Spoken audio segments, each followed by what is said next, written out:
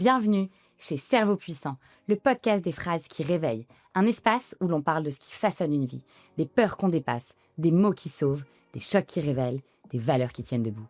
Chaque semaine, je vais chercher la phrase fondatrice d'une personnalité, une phrase qui a construit, brisé, transformé ou sauvé.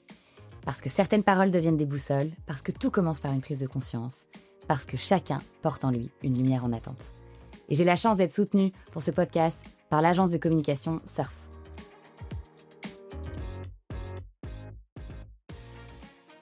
Aujourd'hui, je reçois une femme qui compte profondément pour moi.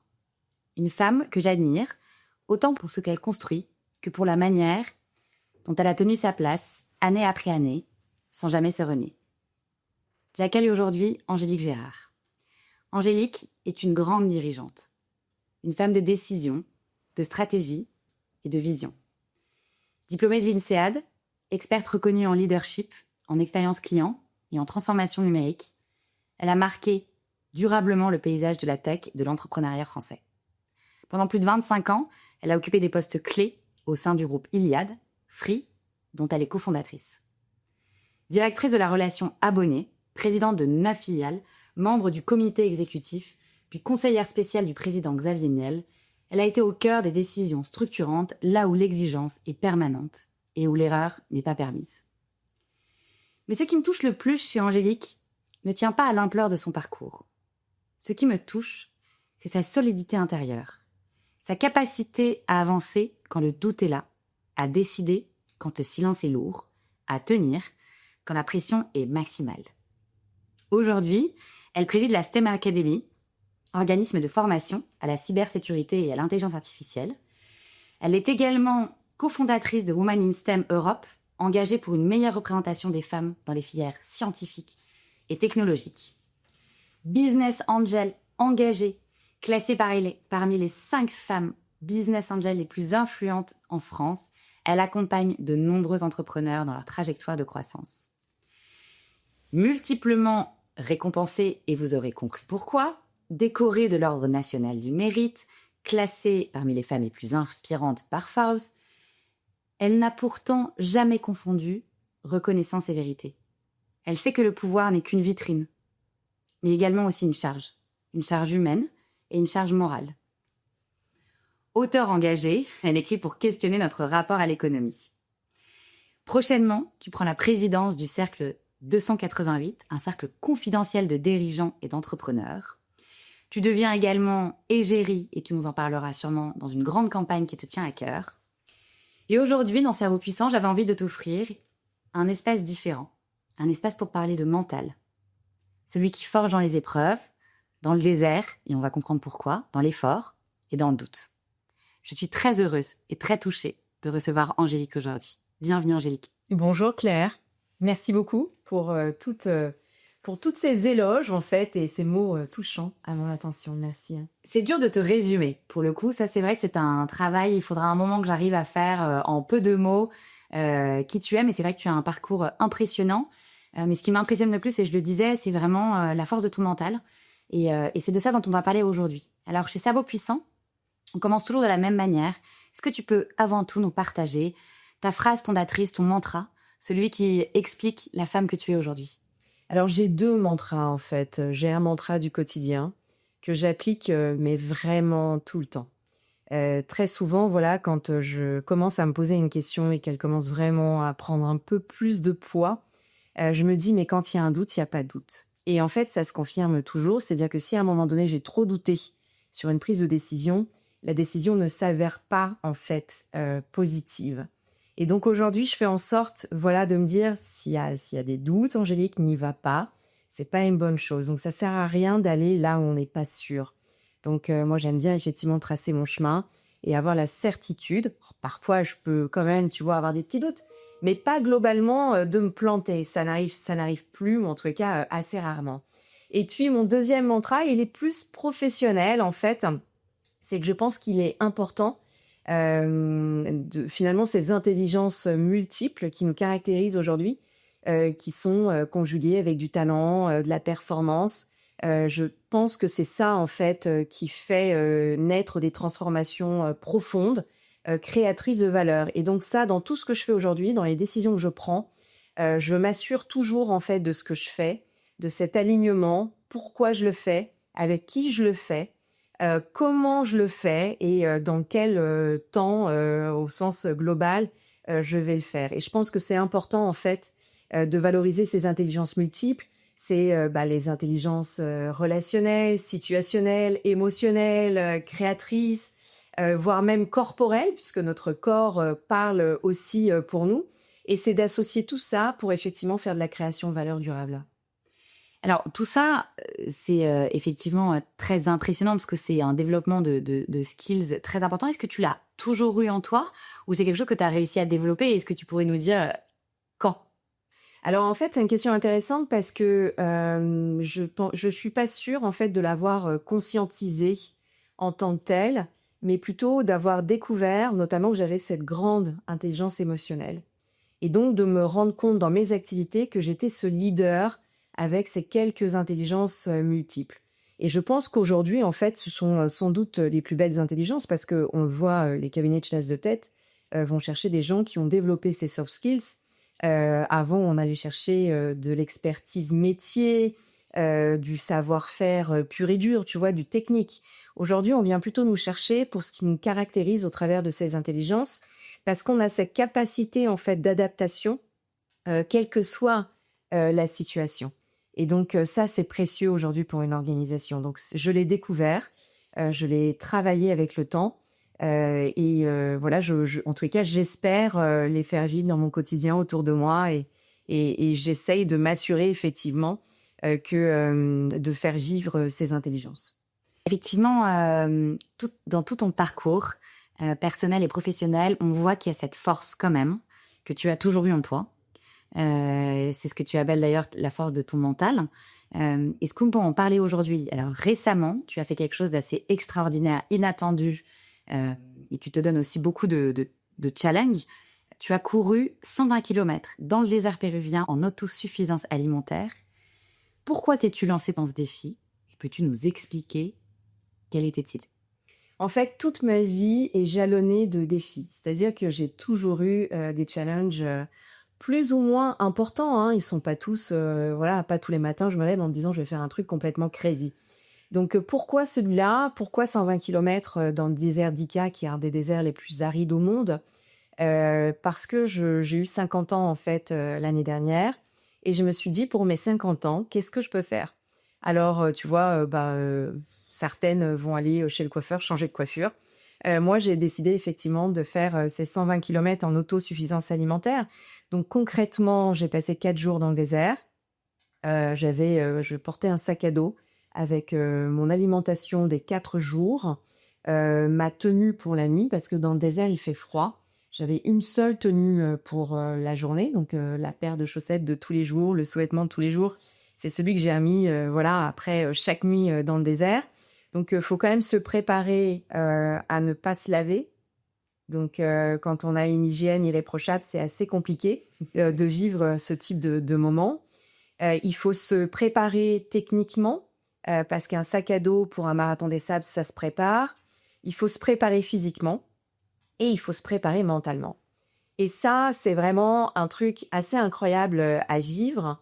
Parce que t'es confronté à l'immensité du désert, t'es confronté à la solitude, t'es confronté au silence.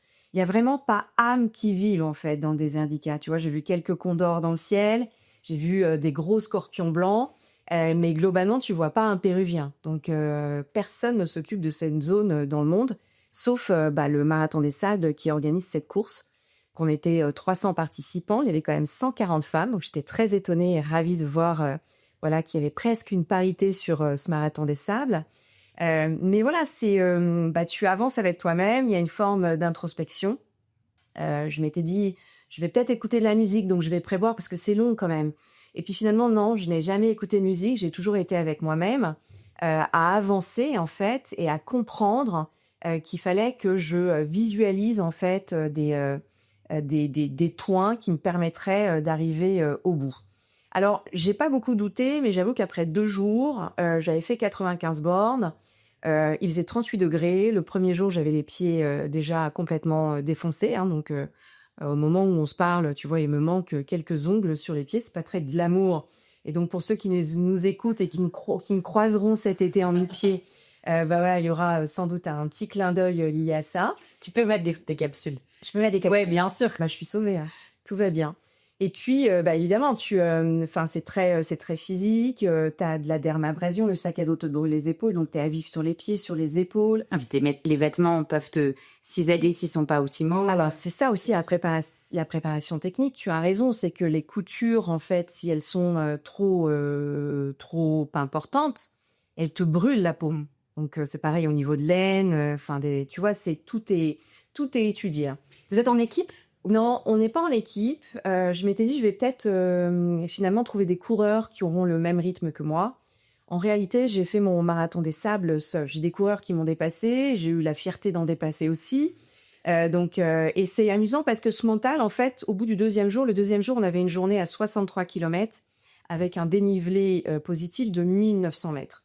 On avait une dune, c'était un mur à passer et elle faisait plus d'1 kilomètre, donc c'est très long. Et à la fin de cette journée, 10 km avant la fin, j'ai remonté énormément de coureurs. Et le lendemain, les gens venaient me voir en me disant « Mais qu'est-ce que tu avais mangé ?» Et en fait, j'avais qu'un truc dans la tête, c'était la ligne d'arrivée.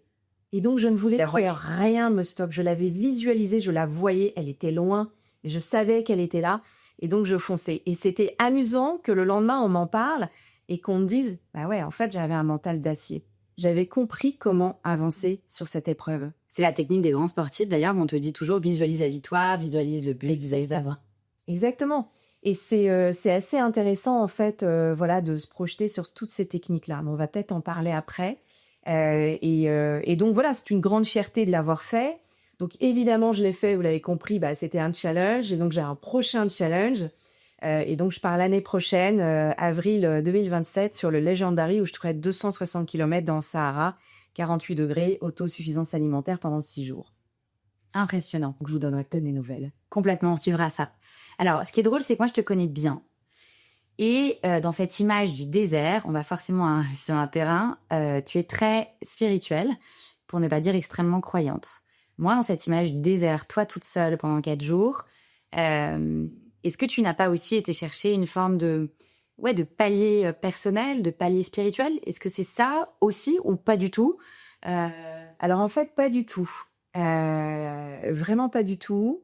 En fait, non. C'est une question intéressante parce que il y avait quand même autour de moi des coureurs qui avaient en moyenne 27 ans. Ah oui. Très jeunes, tu vois. Moi, j'ai 51 ans dans quelques mois, donc beaucoup plus jeunes que moi. Et puis tous, quand je leur demandais, mais pourquoi vous êtes là? Parce que moi, c'était évident, je le savais. En fait, ils cherchaient quelque chose. Ils savaient quelque chose. Ouais, ils cherchaient une réponse. Des gens assez incroyables, en fait, avec des parcours de vie assez incroyables, mais qui cherchaient un objectif à leur vie. Donc ça, je l'ai beaucoup senti autour de moi. Moi, c'était pas mon cas. Donc, en revanche, je me suis raccrochée à ma famille, à mes enfants, en me disant, parce que t'es dans le désert, il y a aucun réseau, rien ne passe. Et donc, me dire, dès que ma balise, à un moment donné, flashait à un endroit, parce qu'on a au moins ça, ma famille est asiatique, ça va. Donc ça, pour moi, c'était très présent, ça m'a aidé. Mais tous ces jeunes, en fait, ils cherchaient une réponse. Ils cherchaient quelque chose, ils cherchaient une trajectoire, un but dans leur vie. C'était assez incroyable de voir ça. Alors justement, est-ce que tu crois pas que la force de ton mental te vient aussi du fait que tu as déjà certaines réponses en termes de ta place dans l'univers et de tes croyances et de ta spiritualité, et que c'est ça aussi qui aide beaucoup les gens à avancer? Alors, en fait, ce qui est certain, c'est que je suis convaincue que je suis alignée. Et j'essaye, en fait, d'être alignée avec moi-même. Tu vois, je te parlais de mon mantra sur les intelligences multiples. En fait, les transformations, c'est pas ce qu'on optimise, c'est ce qu'on aligne. Et je le vis aussi personnellement. Et donc, c'est ça qui me caractérise. Après, on n'est pas toujours parfait, ça n'existe pas. Mais on essaye de rester sur son alignement personnel. Donc oui, ça aide. Il y a quelque chose que tu dis aussi qui est très intéressant. Tu dis que le mental n'est pas forcément visible. Oui, c'est pas forcément visible. C'est pas quelque chose forcément de bruyant non plus. C'est une forme de ténacité douce. C'est un peu comme ça que je définirais. Et donc, je pense qu'il faut faire aussi attention à ne pas confondre la volonté et le mental, qui sont deux choses différentes, et on peut se faire prendre au piège. La volonté, c'est je veux. Et donc, en clair, t'es sur la ligne de départ. T'as voulu être sur la ligne de départ. Mais le mental, c'est je tiens. Et donc, c'est la ligne d'arrivée. C'est ce qui te permet, en fait, d'aller au bout, de ne pas renoncer. C'est cette petite voix invisible. C'est ton intérieur qui fait que tu décides d'aller au bout et que tu vas finalement envoyer des signaux à ton cerveau, même quand tout est fait pour que tu abandonnes. Tu vois, par exemple, dans le désert, moi, j'étais pas une coureuse, j'étais pas une héroïne, mais j'étais cette femme, en fait, qui n'abandonnait pas et qui n'abandonnerait jamais. Donc, j'avais ça en tête. Et ça, en fait, le fait aussi de se dire ça, c'était important pour avancer. Hein. Donc oui, le mental, c'est pas forcément quelque chose de visible chez tout le monde. Et c'est tant mieux. Oui. Il n'a pas besoin qu'on a besoin de crier qu'on a un mental, on le voit en fait dans l'épreuve. On le voit dans l'épreuve, on le voit dans le quotidien aussi parfois. En tous les cas, nous, on le voit, on le sent. Ouais, bien sûr, vraiment. Ouais. Les autres autour le voient pas forcément. Mais après, il y a des démonstrations qui fait qu'on sait que voilà, il y a des gens qui ont un mental très fort. Et alors justement, ça ne se voit pas, mais c'est quand même bien de pouvoir s'identifier à des personnes qui toi, sont comme des rôles modèles. Est-ce que toi, tu en as qui incarnent ce mental, où tu as perçu ce mental? Alors, c'est pas forcément des rôles modèles, mais oui, c'est effectivement des perceptions de mental absolument incroyables. Et c'est fou parce que quand je regarde le point, je me dis c'est incroyable, notamment en politique. Bah, tu prends en fait Abraham Lincoln, qui était quand même le roi des échecs, au sens le mec il perdait tout le temps. Hein, c'est pas le jeu d'échecs, sa vie était faite de manque de réussite. Il était dépressif et il avait ce but ultime en fait de devenir président. Il est devenu président alors que rien ne laissait penser qu'il le deviendrait. Et en plus, il est devenu un président légendaire. On peut aussi citer Barack Obama. Il est quand même, il a été président d'un pays qui a structuré la ségrégation. Il était noir. Et donc, à un moment donné, il aurait pu crier sa rage. Tu vois, il aurait pu porter sa voix. Non. Il a décidé de faire autrement. Il a tracé sa voie. Il est devenu président. Et 2 fois. Il y a Joe Biden.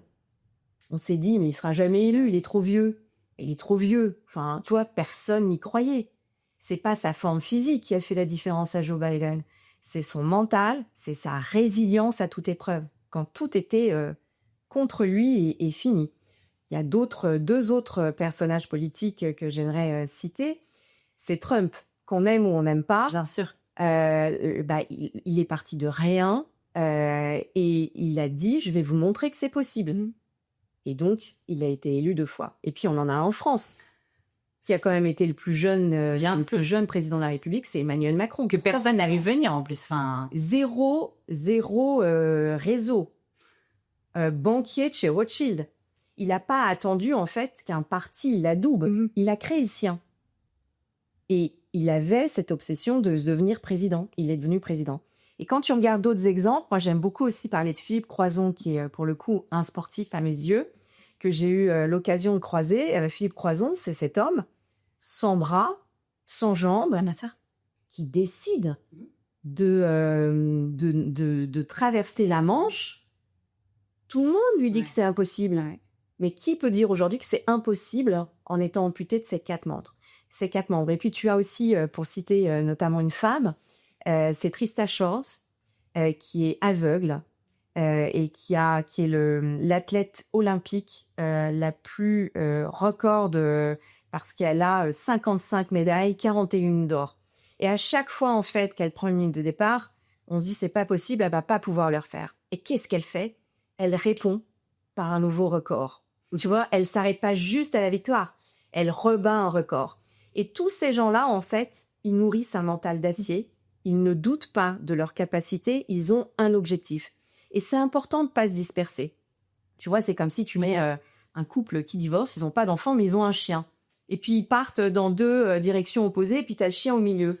Et puis tu as le chien qui tourne la tête à droite, à gauche. Je vais vers qui? Je vais vers papa, je vais vers maman, je fais quoi? Qui finit par tourner, il finit par devenir fou, parce qu'on ne peut pas avoir plusieurs objectifs. Et c'est ça aussi le mental. Quand tu fais la différence, c'est que tu es focus sur un truc et c'est là où tu arrives à percer. La ligne d'arrivée. C'est la ligne d'arrivée. Et t'en as pas 36 000 lignes d'arrivée. Non.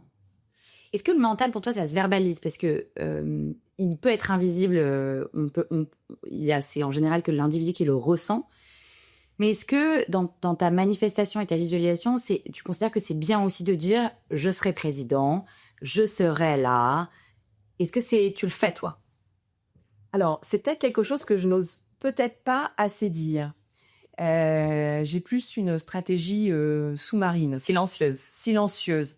Mais je commence à m'autoriser à dire certaines choses en termes d'objectifs. Donc, mais en tous les cas, se dire à soi-même, se raconter l'histoire à soi-même et avancer, déjà beaucoup. C'est déjà en fait avoir pris la ligne de départ. Et tu écris? Parce qu'on parle souvent de l'écriture. Je faisais ça en fait assez jeune. C'est un conseil qu'on m'avait donné quand j'étais adolescente, presque jeune majeure. On m'avait dit écris ce que tu veux être dans 5 ans, referme ce papier, mets-le dans ton portefeuille. Ce que j'avais fait, et je l'avais rouvert 5 ans après. Et ce qui était dingue, c'est que j'avais pas atteint mon objectif. J'avais surpassé de loin mon objectif. Et donc voilà, tu peux effectivement t'écrire des petits papiers, les réouvrir plus tard. Parce que ça te permet de l'avoir en tête, même s'il est quelque part, à un endroit que toi tu sais. C'est quand même assez précieux, effectivement, de faire ça. C'est un bon type. Tu as raison de souligner. Alors, ta carrière professionnelle est immense et loin d'être terminée en plus. Et on comprend en tout ce que tu dis, d'ailleurs, qu'il y a beaucoup de plafonds que tu vas encore faire sauter et parce que on sent ce mental d'acier et que dans ta vie, tout est possible. Et néanmoins, tu es quand même aussi une experte du monde du travail. Enfin, tu as managé énormément de personnes. Tu continues à le faire. Comment est-ce que quelle serait ta recommandation pour que justement ce mental ajusté, aligné, puisse s'appliquer pour une vie professionnelle plus épanouie? Alors, c'est hyper simple en fait. Tu vois, quand tu es dans une salle de réunion et que tu vois un manager rentrer, si tu as un manager qui cherche ce qui va pas, ou si tu vois un manager qui cherche ce qui va faire grandir. Donc c'est déjà ça en fait, le mental que tu renvoies aux autres et c'est de se dire à un moment donné qu'il faut être dans le positif, il faut aller chercher à faire plus. C'est pas toujours, tu vois, simple dans le monde de l'entreprise. Et puis moi j'aime bien cet exemple, si tu veux, c'est que quand tu regardes en fait les services commerciaux en France, notamment les gens qui t'appellent au téléphone, et quand on t'appelle, on te dit Madame Claire Mougenot, bonjour, est-ce que je vous dérange? Bah oui. Bah voilà, oui. Pourquoi? Parce que tu as juste un vendeur qui est en train de s'excuser d'exister et qui est déjà pas... Il fait tout l'inverse par rapport à un lien de confiance qu'il pourrait établir. Bah, aux États-Unis, quand on t'appelle pour de la vente, on te dit It's a good time to talk, tu vois? Et on t'engage, en fait. Et c'est très différent, en fait. Et donc, il y a des différences culturelles importantes. Oui, c'est vrai. Le mental aussi, c'est aussi ça, c'est une histoire de culture. Le mental est une culture. Est-ce que tu peux nous expliquer ce propos? Oui, parce qu'en fait, le mental, ça se construit pas juste à l'intérieur, ça se transmet et c'est culturel. Et je vais t'expliquer en fait quelles différences culturelles je peux voir dans cet apprentissage de ce muscle invisible qu'est le cerveau et qui nous permet effectivement d'avoir ce mental. En France, par exemple, nos enfants, quand ils font une dictée ou un devoir, on leur entoure les fautes. Aux US, on n'entoure pas les fautes, on entoure tout ce qui est le bon, tout ce qui est exact. En France, on note sur 20. Et ensuite, en fonction des fautes, eh bien, on dégrade la note. Aux US, en fait, plus tu as de bonnes réponses et plus tes points augmentent. Donc, d'un côté, en fait, on crée des enfants qui ont peur de l'échec. Et donc, ça, c'est exactement ce qu'on fait. Et aux US, on a plutôt finalement une éducation où on valorise l'effort, on valorise la progression. Donc, c'est 2 systèmes complètement différents. Un SDF en France, très souvent, et peut-être tu le vois et peut-être que tu le reverras malheureusement demain parce qu'on en a beaucoup, il baisse les yeux. Il y a souvent une petite pancarte, il baisse les yeux. Il te regarde jamais.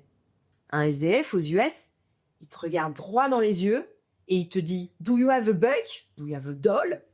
Et il le demande et il croit que c'est possible. Mais donc forcément, il récolte beaucoup plus. Et c'est des différences culturelles, en fait, de croyances, d'éducation aussi. Moi, je pratique beaucoup la psychologie positive avec mes enfants. J'ai un rituel parfois quotidien, mais souvent hebdomadaire, où je leur demande, en fait, les choses positives qu'ils ont vécues. Parce que j'aime bien, tu vois, qu'ils se souviennent dans la semaine ce qu'ils ont fait de positif. Et quand j'ai, par exemple, un des enfants qui me dit « Mais maman, j'ai eu tant en maths, en fait, je suis nulle. » Mais non, mais t'es pas nulle. T'es en apprentissage. T'es en train d'apprendre. Et donc, c'est toujours de renverser la chose pour construire ce mental différemment. Et c'est là où il y a énormément de différences culturelles, en fait. Et parfois, on s'en rend pas compte parce que tout ça, c'est un conditionnement dans lequel on grandit. Et on oublie de faire attention à ces choses élémentaires qui construisent nos enfants.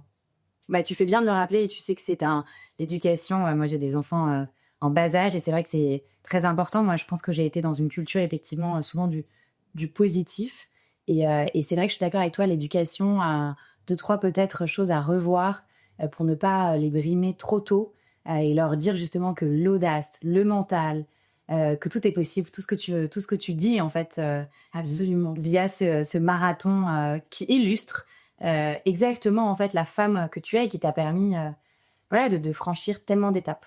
Et si je puis peut-être juste ajouter un point, c'est important de dire à nos enfants que l'échec, c'est parfois une réussite. Ça peut paraître bizarre. Ce cadeau mal emballé. Voilà, le cadeau mal emballé, c'est les fameuses vertus de l'échec, c'est qu'on apprend plus dans un échec que dans une réussite. Dans une réussite, on n'apprend pas grand-chose. Mais ça forge le mental de réussir, hein, tu vois.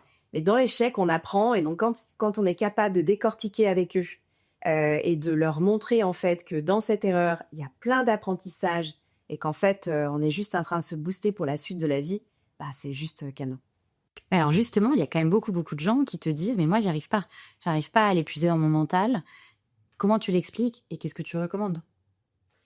C'est la stratégie du micro-objectif. Tu vois, je l'ai appris dans le désert. C'est un pas après l'autre. Mais c'est vraiment ça. Une étape après une étape. C'est comme ça que tu y arrives. Donc, quand tu as 120 km à faire, si tu commences à regarder ta montre Garmin et te dire « Ok, j'ai fait 30 bornes », c'est déprimant, il t'en reste 90. Alors que si tu te dis « Ok, non, micro-objectif, prochaine dune, ok, là-bas, je vois la mer, ok, rivage », et que tu t'accroches en fait à ça, que tu le visualises, ça te permet d'avancer. Donc, c'est un petit peu ce que j'ai envie de dire, un pas après l'autre.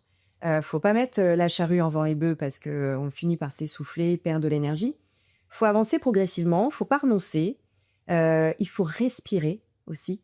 Tu vois, ça, je crois que c'est un point important, la respiration. Ça fait partie, ça envoie des signaux aussi au cerveau. C'est précieux. La façon dont tu te tiens envoie aussi des signaux au cerveau. Donc, je leur dirais, faites attention à tout ça. Pour justement envoyer des signaux positifs. Puis tu disais très justement tout à l'heure, l'important c'est l'arrivée, mais pas la manière dont tu arrives à la ligne d'arrivée. C'est vraiment... c'est d'arriver. Exactement. C'est pas, tu vois, mon marathon des salles, je suis très fière de ma performance, mais je n'imaginais pas, mais c'était pas mon but. Moi, mon but, c'était d'être finisher. Donc, et je pense que c'est ce qui est le plus gratifiant. Et en parlant de gratification, c'est aussi d'être en mesure de se dire merci. Tu vois, c'est cette gratitude de se dire merci à mes pieds, même si vous êtes défoncés, mais vous m'avez porté. Merci à mes épaules pour le sac, merci. Et puis de se dire, ok, demain est un nouveau jour. Ok, je suis épuisée, mais demain, c'est un nouveau jour. Et donc, je serai à nouveau sur la ligne de départ. Mais ça, tu le fais toi dans ton quotidien, pas que quand tu cours. Tu le fais tous les jours, je crois que tu remercies. Je l'applique. Ouais, je l'applique. Effectivement, cette forme de gratitude, de dire... voilà, merci d'être en bonne santé, merci pour ma famille. Je trouve que c'est positif. Alors, tu es spécialiste tech IA. Est-ce que tu peux juste nous dire un mot sur cette révolution qui fascine et qui inquiète aussi? Toi, quelle est ta position? Parce qu'on voit que tu es une femme de valeur ancrée et en même temps, tu es la première à porter cette révolution. Alors, l'IA, effectivement, est une transformation profonde, mais je pense qu'en fait, c'est pas elle qui va faire la différence. C'est vraiment notre capacité à nous, les humains, de faire vivre ce qu'on est, nos émotions. L'adaptation même à l'IA, en fait, c'est d'abord un mental. dans les entreprises que tu citais, c'est hyper important d'en prendre conscience aussi parce que parfois on met l'IA dans les entreprises sans accompagner en fait l'humain. Et donc, on crée de la fatigue d'adaptation aujourd'hui dans nos entreprises. Tu vois, c'est presque un terme tout nouveau, mais c'est une réalité. Moi, je le vois dans quelques boîtes. Et donc, quand tu es usé, fatigué avant l'heure, bah, tu peux pas y arriver. Et donc, le vrai risque, c'est pas que l'IA, en fait, devienne plus intelligente que nous. C'est vraiment qu'on soit moins confiant dans nos propres ressources. Et ça, ce serait l'erreur. Donc, il faut se dire que c'est notre copilote. Il faut garder confiance en ce qu'on est, en ce qu'on peut valoriser, transmettre, en cette création de valeur humaine aussi que l'on peut, dont on peut être à l'origine au sein de nos entreprises et que l'on peut stimuler autour de nous. Et ça, je crois que c'est ça qui est important quand on développe l'IA, c'est de développer ces intelligences multiples que j'évoquais, de faire confiance aux gens et que les gens se fassent confiance aussi par rapport à ce qu'ils sont, par rapport à leur background.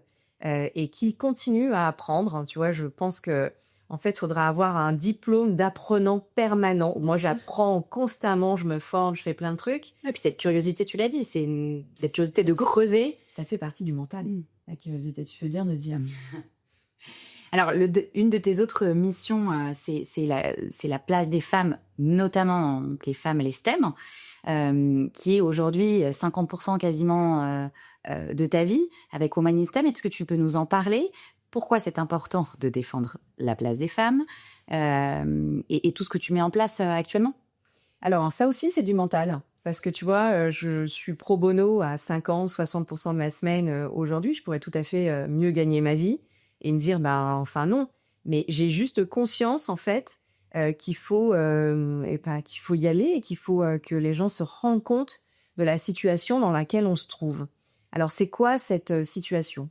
D'une part, 80% des emplois à horizon 2030 auront une composante STEM. STEM, c'est sciences, technologie, engineering, mathematics. Donc, c'est tous les nouveaux métiers d'influence, de pouvoir, de décision sur la transformation du monde. En règle générale, on parle de transformation numérique, de transformation climatique. Ça englobe absolument tout. Le problème, c'est qu'on a à peine 20% de femmes engagées dans ces filières. Et plus ça va, plus en fait le chiffre se dégrade. Donc à date, on sait qu'on exclut 80% des femmes de ces nouveaux horizons. Et puis, constat quand même juste dramatique, le droit des femmes recule dans le monde entier. On n'a jamais été aussi fragiles, nous les femmes. Les gens ne se rendent pas compte à quel point. Et donc, il suffit d'une petite crise là pour que tous les droits qu'on a acquis ces 70 dernières années en France et ailleurs s'écroulent. On le voit aux États-Unis, hein. On n'a plus le droit à nos corps, avec l'avortement. Enfin, c'est un scandale dans des pays quand même dits civilisés. Donc, c'est un vrai sujet. Donc, on se dit, OK, le droit des femmes recule et en même temps, on n'est pas dans les filières d'avenir. Donc, notre émancipation financière est remise en cause. Donc, on risque finalement de devenir un peu ce modèle allemand qui va sans doute reconnaître une belle croissance, où tu as 2 femmes sur 3 qui travaillent pas parce que le modèle allemand, c'est de laisser la mère à la maison. Donc, c'est la femme reproductrice qui élève ses enfants. Je dis pas que c'est mal, hein. Les mères qui élèvent leurs enfants, bravo. Les pères qui élèvent leurs enfants aussi aujourd'hui, bravo. Mais il faut avoir le choix, c'est ça que je dis. Et je pense que dans le monde qui est en train de se dessiner, on n'aura pas le choix. Et donc, il faut agir. Et donc, c'est mon mental de me lever tous les matins et de dire, mais non, il faut évangéliser, il faut sensibiliser, il faut ouvrir le champ des possibles. Il faut que les jeunes filles puissent voir en fait ce monde différemment que ce qu'on leur présente à l'école, parce que le monde est biaisé et qu'en fait, il faut construire différemment. Et alors, c'est drôle, sur ce sujet, l'univers t'a envoyé un petit signe. Tu es ambassadrice d'une magnifique campagne. Est-ce que tu veux bien nous en parler, justement dans la juste lignée de tout ce que tu expliques? Et c'est vrai que ça rend honneur à la cause et à tout ce que tu défends. Alors, on a une campagne qui est actuellement en ligne, que vous avez peut-être vu ou vous allez découvrir. Une campagne Pomelato for Women. Donc, c'est une marque de haute joaillerie italienne, qui met du sens dans ce qu'elle fait, au-delà de vendre des très beaux bijoux, chers, on peut se le dire, mais qui veut avoir de l'impact dans notre société. Et donc, Pomellato choisit chaque année un thème. L'année dernière, c'est les violences conjugales. Cette année, c'est les violences économiques. Et donc, voilà, il y a un casting incroyable que je vous invite à découvrir, l'Égérie internationale et Jane Fonda. Et donc, j'ai la chance d'avoir été identifiée comme Égérie France pour la marque Pomellato. Dans ce casting, absolument, j'en reviens pas encore moi-même, tu vois, donc je cherche les mots, absolument fou entre des actrices internationales et des acteurs d'ailleurs internationaux et des personnes de la société civile. Et c'est un très beau message, c'est une campagne qui est puissante et je trouve que c'est important aussi que les marques puissent s'emparer de ces sujets. Mais pour le coup, c'est pas bullshit, c'est vraiment incarné, c'est-à-dire qu'ils ont des vraies valeurs. J'ai pu, tu vois, le voir sur le terrain. C'est vraiment incarné par toutes les équipes de Pomellato qui sont mais tellement fiers de pouvoir envoyer ce message à toutes les femmes et à tous les hommes du monde, que je trouve ça fabuleux et donc je suis très touchée d'y participer. Écoute, c'est plus que mérité. Nous, on est hyper fiers de t'avoir en ambassadrice française. Et c'est vrai que quand on voit ton parcours, c'est normal qu'il t'ait choisi. Et donc, j'invite tout le monde effectivement à regarder cette sublime campagne. Et tu as raison, c'est très très important de rappeler que souvent les gens ne sont pas assez curieux. Et là, ce n'est même pas une question d'IA ou de mental. Et ils n'étudient pas assez bien l'histoire. Les gens s'arrêtent aux 30 ou 40 dernières années. Si on étudie l'histoire, on voit que l'histoire avance, mais l'histoire recule aussi vite. Et aujourd'hui, dans tout ce qui se passe, en fait, finalement, ça n'est qu'une perpétuelle recommencement de cycle. Et donc, je crois que c'est très, très important de rappeler, comme tu l'as dit, les valeurs, la force du mental et de bien défendre la place des femmes. Ça n'est même pas un combat féministe, c'est un combat normal de nos mères, de nos sœurs et de nos filles. Et on a besoin d'être très engagés et de ne rien lâcher, même si on pourrait se dire, mais enfin, pourquoi en France, elles ont déjà beaucoup de chance, les femmes, et pourquoi elles en demandent plus? Je crois que c'est un vrai devoir que nous avons les unes des autres parce qu'on sait que c'est assez fragile. Donc, merci de nous l'avoir rappelé. Et merci à toi de me soutenir. Je sais que tu as une histoire très forte, que tu adores raconter. Est-ce que tu pourrais nous la partager maintenant avec nous? Oui, c'est une histoire que je trouve amusante quand on parle de mental. C'est l'histoire du roi africain et de son ami. Et le roi africain, en fait, propose à son ami d'aller à la chasse et l'ami refuse. Le roi africain, il n'a pas trop l'habitude qu'on lui refuse, tu vois, de l'accompagner, même si c'est son best friend. Donc, il part à la chasse tout seul et en fait, au cours de la chasse, au moment où il va vouloir tirer sur un gibier, eh bien, le fusil, en fait, explose. Et le roi africain perd un pouce. Et il rentre au palais se faire soigner. Son ami apprend et vient le voir. Mon roi, que t'arrive-t-il? J'ai perdu un pouce.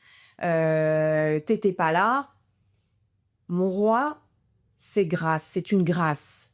Là, le roi comprend pas. Mais tu te fous de moi. Je viens de perdre mon pouce. Rien n'est grâce dans ce que tu me dis. En prison.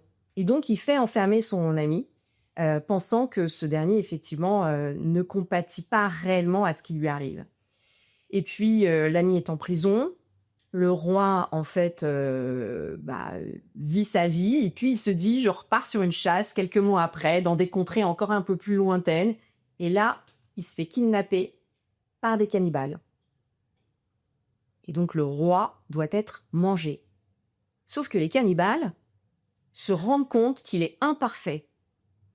Et ça porte malheur de manger quelqu'un d'imparfait à qui il manque un pouce. Et donc, il le relâche.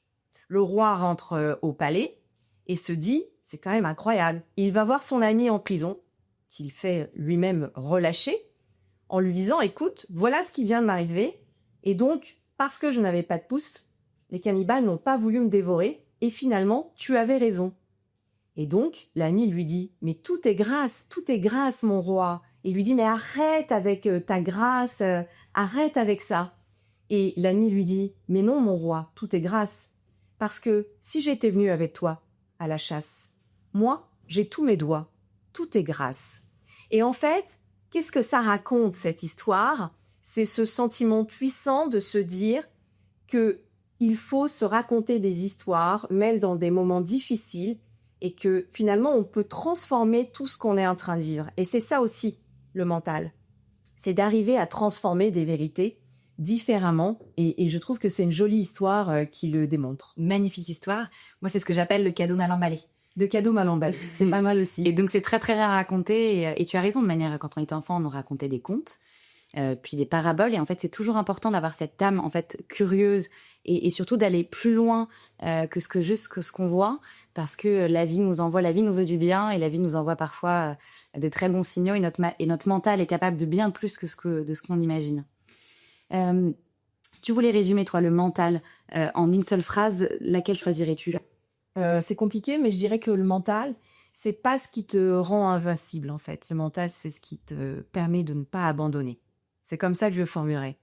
Et un dernier conseil que tu voudrais donner à notre audience maintenant ? Respirez, avancez, faites un pas, ne lâchez jamais rien, parce qu'au bout, il va se passer quelque chose de positif. Et donc, on a le choix, hein, c'est soit arrêter, soit avancer. Donc, mais avancez. Voilà mon conseil. Merci mille fois, Angélique. J'étais ravie de te recevoir. Je conseille à tout le monde qui nous écoute de bien te suivre parce que je te connais vraiment et je sais qu'il y a plein de choses que tu vas faire assez impressionnantes et que tu nous réserves beaucoup, beaucoup de surprises. Donc, je serais ravie de te recevoir à un autre moment pour peut-être nous raconter d'autres défis et de challenges. Merci mille fois. Merci infiniment, Claire. Merci beaucoup.